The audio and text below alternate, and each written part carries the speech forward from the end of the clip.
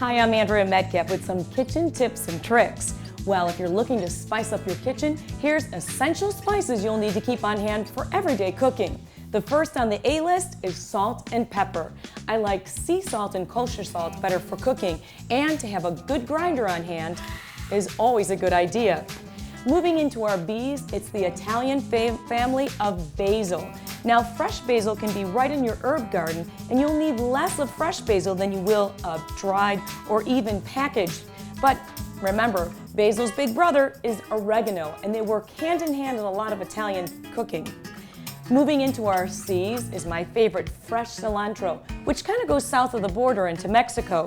Whether you use it in package that it's already ready to use or you chop it fresh, it'll really add some zest to any meal. More C's in the family: cumin, chili powder, and cumin. Great spices for almost every style of cooking. Let's move into the big G's: garlic and ginger. Now, fresh ginger you'll need to peel and chop, or you can get it already prepared to use easily. And the same thing with garlic. I like to keep a jar of garlic on hand, whether I've chopped it up myself fresh or buy it this way, because it really adds to almost every recipe. Parsley is another great spice to keep on hand. It's actually an herb that really flavors and freshens things up. And don't forget, you'll need a little paprika and red pepper to round out your spice cabinet. I'm Andrea Metcalf. These are some spices you can't live without, and neither can your kitchen. Be healthy and be moved.